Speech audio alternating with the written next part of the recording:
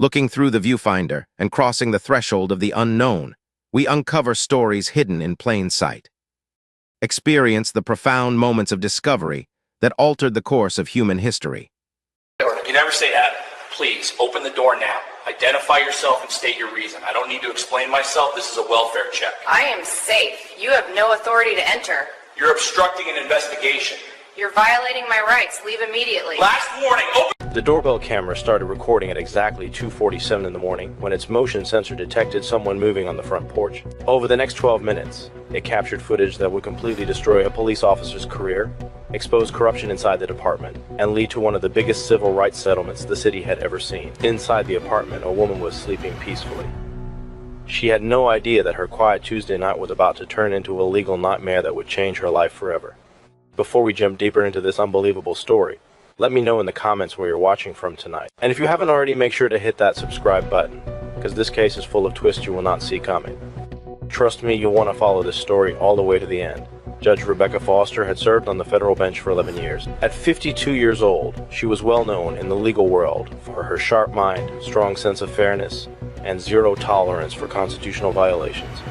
She had overseen hundreds of cases involving police misconduct, civil rights abuses, and government overreach. Her decisions were almost always upheld on appeal, and her reputation for protecting individual freedoms was legendary among defense lawyers and civil rights activists. That Tuesday evening, Rebecca worked late reviewing case files for a complicated civil rights lawsuit that was scheduled to go to trial the following week. She finally went to bed around midnight, completely exhausted after a 14-hour workday. Her small apartment was located in a quiet residential neighborhood about 15 minutes from the courthouse. She had lived there for 3 years, ever since her divorce, and had never experienced any trouble with neighbors or safety issues. The building was an old Victorian house that had been converted into 4 upscale apartments. Rebecca lived on the second floor in a corner unit with large windows that looked out over a tree-lined street. 6 months earlier, she had installed a smart doorbell camera after a neighbor mentioned that packages had been getting stolen in the area. It was just a simple security step that she barely thought about. She never imagined that this small device would become the most important piece of evidence in a case that would shake the entire police department. Officer Daniel Rodriguez had been with the Metro Police Department for 8 years. On paper, he looked like a solid officer. He had received several commendations for bravery, kept a mostly clean disciplinary record, and had even been featured in a local newspaper for his community policing efforts. But beneath the surface, Rodriguez carried deep resentment and a dangerous sense of entitlement that had been building for years. 3 weeks earlier, Judge Foster had dismissed a drug possession case that Rodriguez had spent months building. The dismissal came after she ruled that Rodriguez had conducted an illegal search during a traffic stop, violating the suspect's Fourth Amendment rights. Her written opinion was harsh. She described Rodriguez's testimony as inconsistent and his actions as a clear constitutional violation. This case had been Rodriguez's biggest arrest in months, and he had been counting on the conviction to improve his performance record. What made the dismissal even worse was that it happened in open court, with other officers watching from the gallery. Judge Foster carefully picked apart his testimony, pointing out contradictions that made it obvious she didn't believe his version of events. The defense attorney barely had to say a word.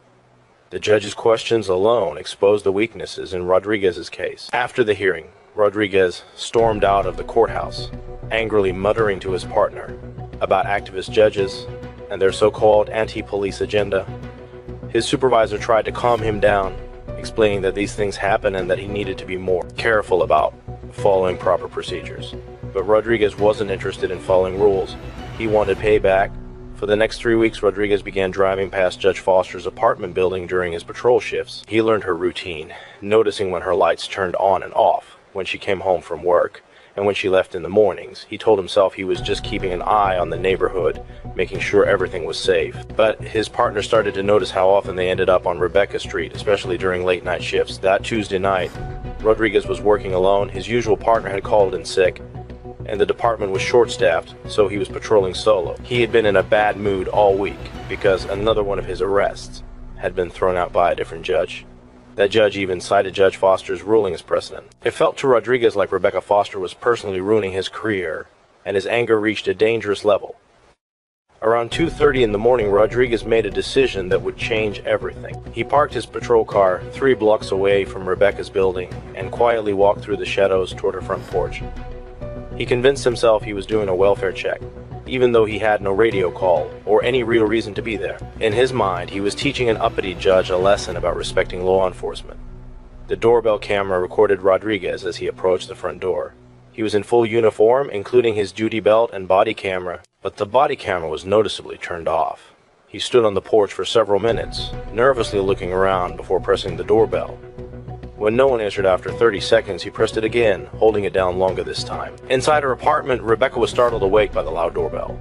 She looked at her bedside clock and saw it was almost 3 in the morning. Her first thought was that something must be wrong. Maybe there was a fire in the building or a neighbor was having a medical emergency. She quickly grabbed her robe and walked to the front door, then looked through the peephole. Through the curved, blurry view, she saw a police officer standing on her porch. Right away, alarm bells went off in her mind. As a federal judge, Rebecca knew she could be a target for angry defendants or people connected to them. She had received threats before, although none had ever turned into real danger. Still, a police officer showing up at her door in the middle of the night was very strange and deeply concerning. Rebecca called out through the closed door, asking the officer to identify himself and explain why he was there. Rodriguez said he was doing a welfare check because neighbors had reported suspicious activity around her apartment. This was a lie, and Rebecca knew it immediately. She had been a prosecutor long enough to recognize when an officer was pushing past his authority. She asked him which neighbors had called and what exact suspicious activity they had reported. His answers were unclear and didn't match up. First, he claimed someone had called about possible break-in attempts, but when Rebecca asked for details, he couldn't give any. She then asked for his badge number and the incident report number for the welfare check. Rodriguez became more and more irritated. He demanded that she open the door so he could verify her safety. This was when Rebecca made a smart choice that later became very important. She told him she would not open the door without proper documentation showing a real welfare check request. She explained that as a federal judge, she received regular security briefings and had been instructed to confirm the legitimacy of any law enforcement contact, especially unusual hours. Rodriguez's reaction showed his true intentions. Instead of providing paperwork or calling his supervisor to confirm the welfare check, he became aggressive and threatening. He accused Rebecca of obstructing a police investigation and claimed he had the authority to enter her apartment if he believed someone inside was in danger. Rebecca calmly replied that she was clearly safe and accounted for, and there was no reason for him to enter. She suggested that if he truly had safety concerns, he should contact the Federal Marshal Service, which handles security for federal judges. This suggestion only made Rodriguez angrier. What happened next was captured clearly by the doorbell camera. Rodriguez stepped back from the door and appeared to speak into his radio. Later investigations would show that he never actually called dispatch or requested backup. He was pretending to follow procedure, talking into the radio while no one was actually on the other end. After this fake radio call, Rodriguez returned to the door and told Rebecca that he had received new information about an immediate threat to her safety. He claimed dispatch had told him someone was trying to break into apartments in her building, and that he needed to conduct an emergency security sweep of her unit. Rebecca knew this was nonsense. If there had been a real threat, the Federal Marshal Service would have been contacted, not a random patrol officer. And if someone had really been breaking into apartments, other residents would have been woken up. Alarms would be going off, and there would be clear signs of trouble. Rebecca firmly told him she would not open her door, and that he needed to leave her property immediately. She also said she would contact the Federal Marshal Service and his department to report his inappropriate behavior. That's when Rodriguez completely lost control. He made a decision that would end his career and cost his department over $1 million. Have you ever been in a situation where someone in power clearly crossed the line? Type yes in the comments if you have, because what happens next shows why standing up for your rights matters, even when it's hard. Rodriguez grabbed his radio again, but this time he actually made a call. Instead of contacting his supervisor or requesting backup through official channels, he called his friend Officer Kevin Walsh. Walsh was off duty but lived nearby. Rodriguez told Walsh he had a problem with an uncooperative resident who refused to comply with a welfare check and that he needed help right away. This call was a serious violation of protocol. Off-duty officers are not supposed to respond to active incidents unless dispatch requests it. Welfare checks also should never need multiple officers. Unless there is real danger, Rodriguez was basically asking for an illegal favor to help intimidate a federal judge. While waiting for Walsh to arrive, Rodriguez kept pounding on Rebecca's door. He switched between saying he was worried about her safety and threatening to arrest her for obstruction. Rebecca stayed calm but firm. She repeated that he had no legal right to enter her home. and that she was recording everything that was happening. At 3:15 in the morning, Officer Walsh arrived in his personal car, still wearing civilian clothes. The doorbell camera recorded him walking onto the porch, where Rodriguez was still banging on the door. Walsh looked confused and asked Rodriguez what was really going on. Rodriguez quickly fed him a story, claiming a federal judge was acting strange and refusing to cooperate with a legitimate welfare check. Walsh should have seen the warning signs immediately, an off-duty officer responding without dispatch approval. No supervisor on scene. No official report of the original complaint. All of it was wrong. But instead of questioning Rodriguez, Walsh allowed himself to get pulled into the situation. Inside her apartment, Rebecca heard more voices outside her door and realized Rodriguez had called for backup. This sudden escalation convinced Rebecca that the situation was getting out of control. She quietly walked back to her bedroom and called the emergency line for the Federal Marshal Service. The officer who answered immediately became concerned when Rebecca explained that local police were at her door in the middle of the night, conducting what appeared to be an unauthorized welfare check. The marshal told her to stay on the line while he contacted the Metro Police Department watch commander to verify whether this welfare check was legitimate. At the same time, he dispatched 2 federal marshals to a location as a safety measure. This phone call later became extremely important because it created an official record of Rebecca's side of the story, complete with timestamps that matched the doorbell camera footage. Back on the porch, Rodriguez was growing more desperate. He had now been outside Rebecca's door for over 20 minutes and a half. Nothing to show for it except a growing list of policy violations. Walsh suggested they call their supervisor and get proper authorization for whatever they were trying to do. But Rodriguez refused. He said they didn't have time for bureaucratic nonsense. That's when Rodriguez made his most disastrous decision. He told Walsh that he could hear sounds coming from inside the apartment, suggesting that someone might be in danger. This was a complete lie. The doorbell camera's audio clearly recorded their conversation, and there were no sounds of distress coming from Rebecca's apartment at all. But Rodriguez was now fully committed to creating a fake emergency that would justify forcing his way inside. Walsh, who should have known better, went along with the lie. Together they loudly announced that they were hearing suspicious noises and needed to enter immediately to ensure Rebecca's safety. They began counting down from 10, threatening to break down the door if Rebecca didn't open it herself. Rebecca, still on the phone with the Federal Marshal Service, couldn't believe what she was hearing. She told the marshal that the officers were now threatening to break down her door based on completely false claims. The marshal assured her that help was already on the way and instructed her to keep refusing entry and document everything. When the countdown reached 0, Rodriguez and Walsh rammed their shoulders into the door at the same time. The door was solid wood with a strong deadbolt, so their first attempt only caused loud banging and some damage to the door frame. They didn't stop. They backed up and tried again, this time working together more forcefully. On the second attempt, the door frame cracked and the door flew open, slamming against the inside wall with a loud crash. Rodriguez and Walsh rushed inside with their hands on their weapons, shouting for Rebecca to show herself and keep her hands where they could see them. Rebecca stepped out of her bedroom with her hands raised, still holding her phone. She was wearing a robe over her pajamas and looked terrified, but she tried to stay calm. She immediately identified herself as a federal judge and demanded to know under what authority they had broken into her home. Rodriguez, now realizing how serious his actions were, tried to stick to his fake story. He claimed they had heard distress sounds and acted to protect her. He said they were doing a protective sweep of the apartment, but even Walsh could tell the explanation sounded weak and fake. He was starting to understand they had made a huge mistake. Rebecca calmly told both officers that she had been on the phone with the Federal Marshal Service the entire time. She said federal agents were already on their way to her location. She also pointed to her doorbell camera and explained that everything they had done was being recorded in high-definition video with clear audio. Rodriguez's face turned pale as reality hit him. He had illegally forced his way into a federal judge's home, lied about why he did it, and had been recorded the entire time. Walsh looked just as shocked when he realized he had been tricked into joining what would clearly become a career-ending incident. Despite the trauma of having armed officers break into her home, Rebecca stayed composed. She told Rodriguez and Walsh they needed to leave her apartment immediately. She also said she would file formal complaints with their department and submit federal civil rights complaints to the FBI. Rodriguez made one last desperate attempt to fix the situation. He suggested they all agree it was just a misunderstanding, a welfare check that got out of hand because of poor communication. He hinted that if Rebecca didn't make it a big issue, they could all forget it ever happened. This showed how little Rodriguez understood the person he was dealing with.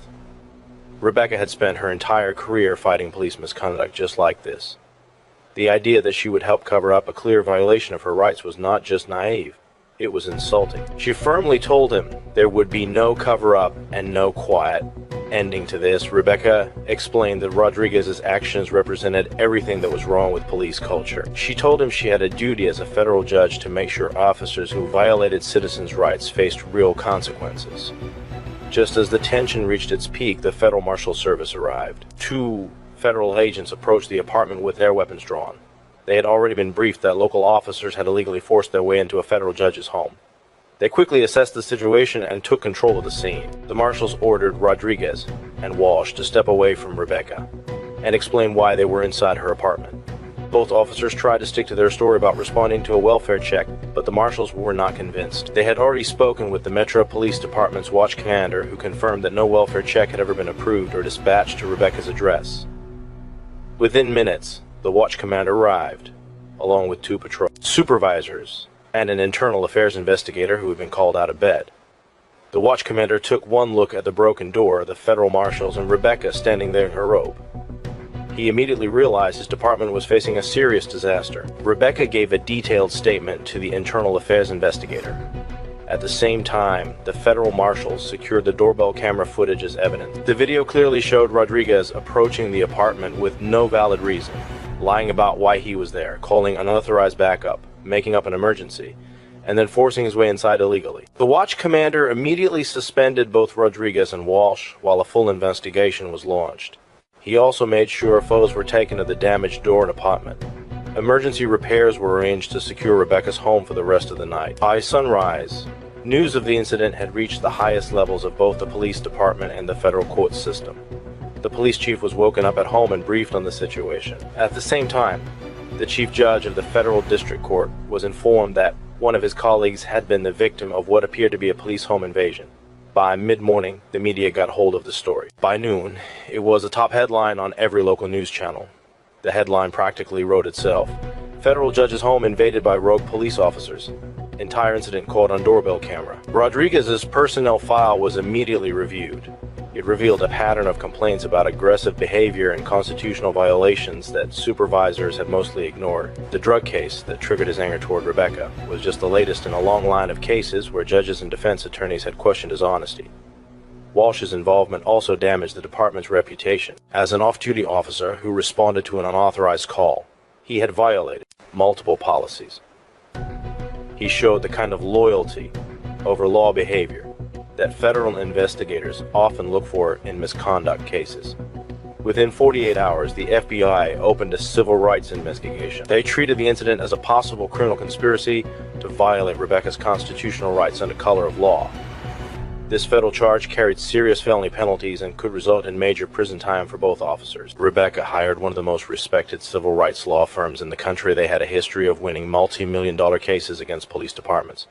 Right away, they recognized this case had everything needed for a massive verdict. The doorbell camera footage became the center of both the criminal and civil cases.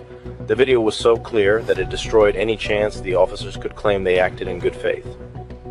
Even more damaging was the audio. It captured every lie Rodriguez told, every threat he made, every illegal excuse he tried to use. The footage showed a clear pattern of rising misconduct that ended in an illegal forced entry into a federal judge's home. Public reaction was immediate and furious.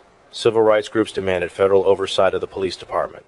Legal experts called it one of the worst examples of police misconduct they had ever seen. At first, the police union tried to defend Rodriguez and Walsh. They claimed the officers acted in good faith based on training and experience, but that defense collapsed as soon as the video was released to the public. Everyone could now see exactly what had happened. Within 2 weeks, Rodriguez was fired from the department. He lost his job, his pension, and his benefits. Walsh received a slightly lighter punishment. He was also terminated but kept his accrued benefits because investigators viewed him as a manipulated accomplice rather than the main instigator. But the legal consequences were only just beginning. The federal investigation quickly expanded to include Rodriguez's entire history with the department. Investigators focused on past cases where suspects had complained about his behavior, but supervisors had ignored those warnings. Rebecca's civil lawsuit didn't just seek damages for the illegal entry into her home. It also targeted the bigger issue, the long pattern of constitutional violations his actions represented. Her lawyers argued that Rodriguez's behavior wasn't random. It was the predictable result of a department culture that tolerated, and sometimes even encouraged, aggressive policing. Have you ever wondered how much one bad decision can really cost? In this case, the price would turn out to be far higher than anyone expected, and the impact would spread far beyond just 2 officers and 1 judge.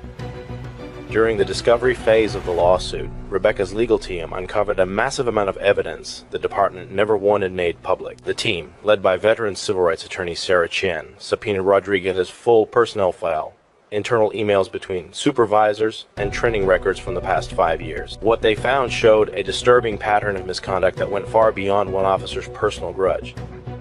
Rodriguez had received 17 citizen complaints during his 8-year career. 14 of those complaints accused him of excessive force, racial profiling, or false arrest.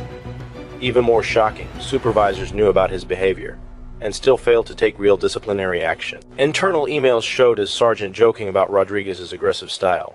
He even called Rodriguez their problem solver when dealing with difficult suspects. The department's training records revealed another serious issue. Rodriguez had failed his yearly constitutional law refresher course 3 times in the past 2 years.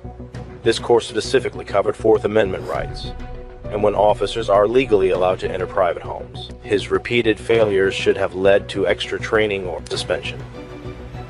Instead, supervisors simply changed his grades and kept him on active duty. Walsh's role made things even worse for the department. Text messages from his phone showed Rodriguez had been complaining about Judge Foster for weeks before the incident. In one damaging message, Rodriguez wrote that he wanted to teach the judge a lesson for disrespecting cops. Walsh replied with laughing emojis, and even suggested ways to make her life harder. These messages turned the case into something much more serious. It was no longer just police misconduct. It became a federal conspiracy case. The FBI expanded its investigation to include possible charges of criminal conspiracy, violation of civil rights under color of law, and lying to federal investigators. Media coverage exploded when details from Rodriguez's file became public in court documents. Investigative reporters tracked down his past victims. Many of them had been too scared or too poor to fight back before.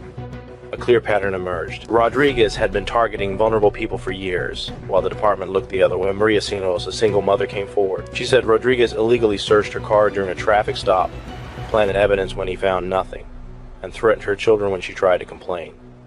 Her case had been thrown out by a judge who didn't believe Rodriguez's story, but the department still took no action. James Wilson, a college student, shared his story too. He said Rodriguez beat him during what should have been a simple jaywalking stop. Wilson ended up in the hospital with a broken wrist and bruises. Rodriguez claimed Wilson attacked first, but a nearby store's security camera showed Rodriguez was the aggressor. That video later mysteriously disappeared from evidence storage. These stories flooded the news. The police department faced a public relations disaster. The chief held daily press conferences, insisting Rodriguez was an isolated case and reform were coming, but the damage kept spreading. Defense lawyers across the city started filing motions to dismiss cases involving any officer connected to Rodriguez or supervised by his sergeant. This contamination effect ruined months of police work. Serious criminals walked free because cases collapsed. The city's insurance company stepped in. They knew they would have to pay any settlement or court judgment. After reviewing the doorbell footage, their risk team concluded the city had almost no chance of winning a trial. They urged city leaders to settle fast and accept whatever terms Rebecca's lawyers demanded. Rebecca's legal team knew they had strong leverage, but they weren't just after money. They wanted real change. They demanded shoot an independent civilian oversight board, body cameras for all officers, true psychological evaluations for officers with multiple complaints, shoot a complete overhaul of internal affairs negotiations dragged on for months while the federal criminal case continued. Rodriguez and Walsh were indicted on multiple charges. Their criminal trials were scheduled just as the civil case reached its peak. This timing put even more pressure on the city. A criminal conviction would make the civil case impossible to defend. During depositions, the full dysfunction of the department was exposed. The police chief admitted under oath he had never personally reviewed Rodriguez's complaint file. The head of internal affairs couldn't explain why so many complaints were dismissed without real investigations. Supervisors claimed they had never been trained on how to spot problem officers or when to recommend firing someone. The most damaging testimony came from Rodriguez's former partner, who had been given immunity in exchange for speaking. He described a culture where aggressive tactics were encouraged and constitutional violations were routine. He admitted he had seen Rodriguez plant evidence at least 3 times, but never reported it because he feared retaliation from other officers. Rebecca's legal team also ordered a psychological evaluation to show the lasting effects of the incident. Dr. Elizabeth Harper, a specialist in post-traumatic stress, documented how the home invasion had impacted Rebecca's sense of safety and her daily life.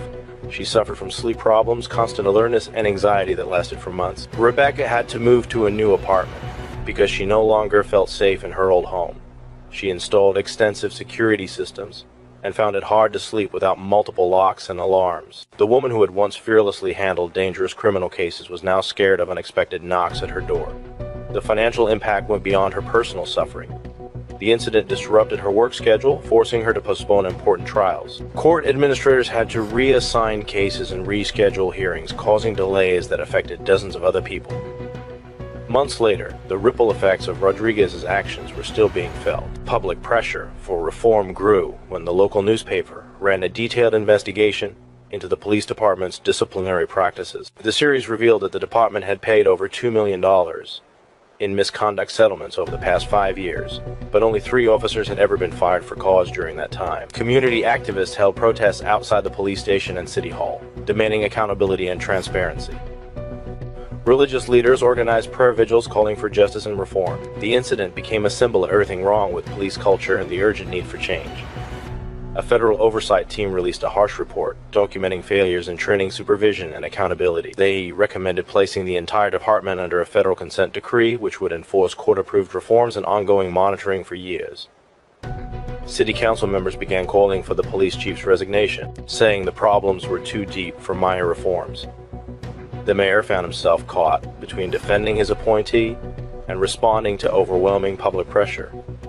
Rodriguez's criminal trial began in federal court, drawing massive media attention. The courtroom was packed with reporters, civil rights advocates, and curious citizens eager to see justice served.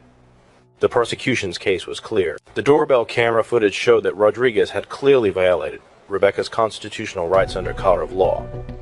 His defense attorney argued that Rodriguez genuinely believed he was doing a legitimate welfare check, but this argument fell apart under cross-examination. The prosecutor carefully showed that Rodriguez lied about receiving a complaint, lied about hearing distressed sounds, and lied about having the authority to enter Rebecca's home. The jury deliberated for less than 4 hours before returning guilty verdicts on all charges. Rodriguez was sentenced to 18 months in federal prison, followed by 2 years of supervised release. Walsh received a lighter sentence, 6 months of home confinement and community service, due to his cooperation and secondary role. The criminal convictions removed any doubt about the city's civil liability. Rebecca's team had been asking for $8 million in damages, but after the convictions, city negotiators were ready to offer terms that would have been unimaginable months earlier. The final settlement, reached 1 year after the incident, stunned even experienced civil rights attorneys. Rebecca received one 2020 cents to $2 million in compensation for her pain and suffering. She also got an additional $500,000 to fund police reform initiatives she chose. The total package of $1.7 million became one of the largest settlements ever paid in a police misconduct case in the city's history. But money was only part of the story. The city also agreed to a full reform plan to change how the police department operated. All officers must wear body cameras during public interactions. A civilian oversight board with subpoena power will review all use of force incidents and citizen complaints.